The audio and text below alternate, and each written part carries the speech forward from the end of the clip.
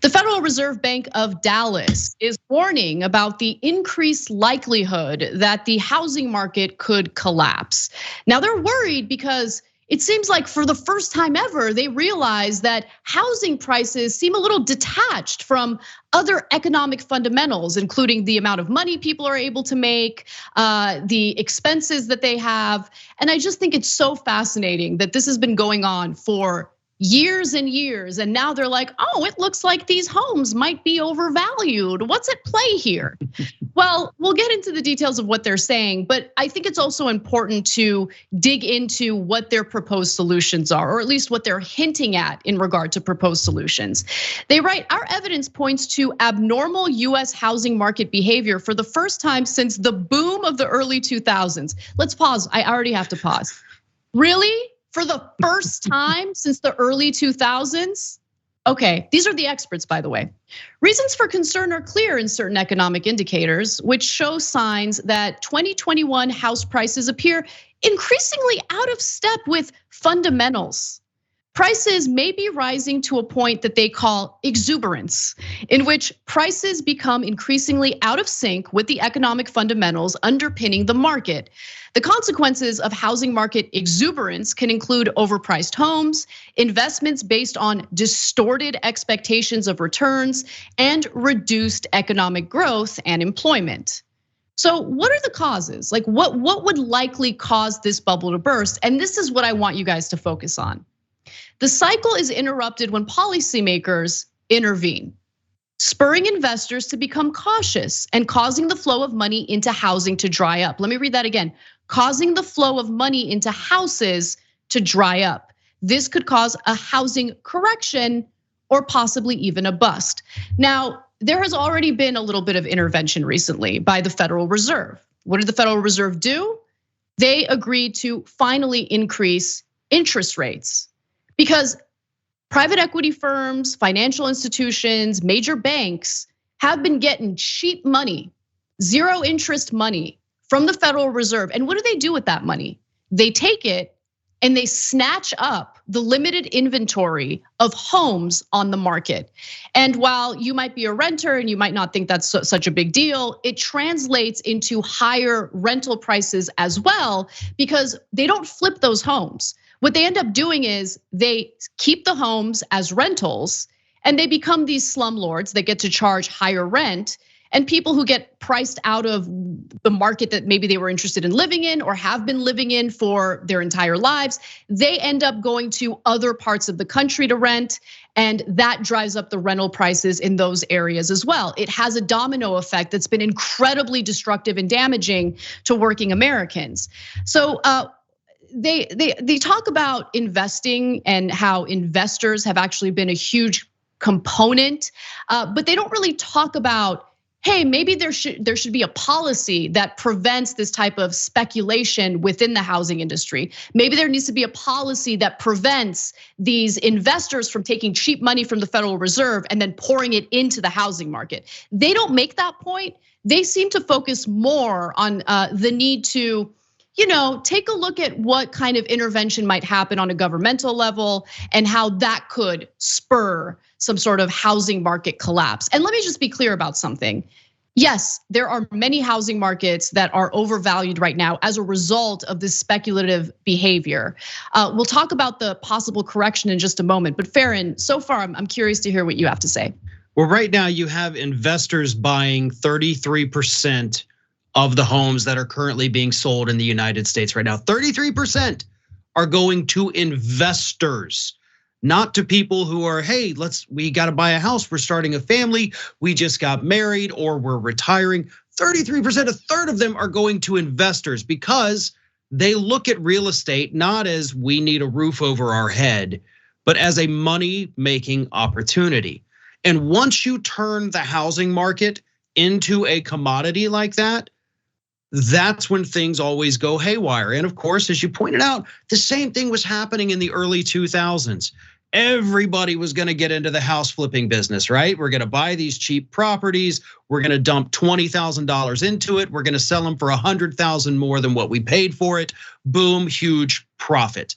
And it happened all over the place. And that's actually a big part Maybe not the biggest part, obviously, but that's a huge part of what was happening in the early 2000s that always gets overlooked. All these, up and coming house flippers and things like that. And we glorify it. We put reality shows on TV talking about how great this is and what a great investment it can be for people. And what they do is they price the market way above what anybody in these areas can even afford at this point. Here in Florida, I actually found this out today, we have 1.6 million vacant homes. 1.6 million homes sitting empty in this state. And of course, this comes at a time when we have rents increasing throughout the state of Florida by 30 to 50%. And kind of harking back to what we talked about earlier, what is our governor doing? Is he talking about these economic problems? Is he talking about the fact that we can't afford houses? No, he's not. He's not talking about the rent going up 30%. He's talking about we got to prevent transgender women from playing in women's sports. We've got to focus on these culture war issues because our economy here in Florida is going straight to hell. And it's going there very, very quickly. We are seeing job growth, but it's in the service industry, where if you don't get a tip, you're only making $2.13 per hour to roll silverware. Okay, we are not doing well here. And this is, of course, happening all over the country, but it's because of the investors. I mean, that is a huge, huge driver of what is happening now when they buy up these cheap properties and then sell it back to the people who could have bought it, at the cheaper price for 25, 35, 50% more than what they just paid for it a month ago, because that's how fast they're turning them around here. And also keep in mind that, the one remaining area for working Americans to build wealth in this country was the housing market. And I'm not talking about, engaging in the housing market as speculators, but more importantly, purchasing a home that they want to live in, right? And then throughout, decades, the value of that home goes up and they build wealth that way. Many people relied on that as their retirement plan, for instance. And so that one remaining, facet of building wealth in America has been ripped away from people because, of course, the very individuals who are already incredibly privileged, already living affluent lives, people who are already millionaires and billionaires, they just didn't have enough. They didn't have enough. They had to do away with, by the way, not just an avenue in which people built wealth, but more importantly, do away with a basic necessity to survive, which is housing. Again, it's not just impacting those who are looking to buy, it's also impacting those who are looking to rent. And to your point, Farron, Florida has been one of the targets for these massive financial institutions and equity firms. For instance, Tampa, Florida is where a lot of these investors are pouring in. They're buying up the single family homes. And when you see them sitting empty, it's not because no one owns them. More often than not, they're owned by these speculators. And either they're using it as some sort of tax write-off, claiming that they're taking a loss as a result of it sitting empty, or they end up renting it, and the community changes as a result of that. Because there have been stories about various neighborhoods, mostly Black and brown neighborhoods across the country, where most of the homes have now turned into rentals, and the corporations that are renting them out don't do the necessary vetting or don't keep up the property. And so it ends up becoming a complete and utter disaster within the community, and people are upset about it, right? People end up having parties, there's issues with violence and crime, but they don't care. You think the investors care about that? As long as they're collecting their rent or as long as they've got their tax write-off, that's all they care about. And one other thing I wanna mention, you talk about Ron DeSantis and his failure to address this issue. He'll never address this issue. This is not a priority for Republicans. This is the type of corruption and greed that they love. It's their bread and butter. But I'm gonna say the same thing about Democrats, both on a state level, because we're experiencing this in California as well. But more importantly, on a federal level, this isn't even on Joe Biden's radar. I don't even hear anyone in Congress talking about this issue. And this is a huge, huge problem. The Washington Post, for instance, just reported that last year investors bought nearly 1 in 7 homes sold in the nation's top metropolitan areas, the most in 2 decades of record keeping, according to the Washington Post analysis. And I want to look at this map real quick because it shows you Charlotte. Charlotte is one of the major metropolitan areas where this is becoming more and more of a problem. And if you look at the darker the area on the map is, the more speculative behavior you see in the housing market there. So you're seeing huge chunks of Charlotte being snatched up by these investors who, again, are just looking to hoard more wealth for themselves. And it's absolutely sick behavior. And we always see these Republicans telling people that are out of work, just go get a job, contribute to society. No, why are you not saying this to people who just buy homes and sell them as a job? That's not a job.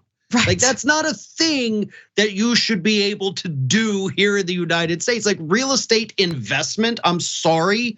I just feel like that shouldn't be an industry that exists. Housing should be a human right. That is where we need to be. And we need to start pushing the politicians who are willing to come out and say that, but also do something about it, right? We've seen too many times where they say something and maybe not follow through with it. But we need that codified into law here in the United States. If you want to own rental properties, down in sunny Florida or anywhere along the beach, go ahead and do that as long as the needs of the communities are being met and people who need houses can still get them. I agree. If we have extra, go ahead, make your money off that. I'm okay with that. But at a time when we have rampant homelessness and we have more empty homes than homeless people, not okay. Absolutely no excuse for this as a country. And we need federal laws, like you said, federal to address this because the states aren't going to do it. The states don't care. This has to come from DC or it's not going to work. Thanks for watching The Young Turks. Really appreciate it. Another way to show support is through YouTube memberships. You'll get to interact with us more. There's live chat emojis, badges. You've got emojis of me, Anna, John, JR. So those are super fun. But you also get playback of our exclusive member-only shows and specials right after they air. So all of that, all you gotta do is click that join button right underneath the video. Thank you.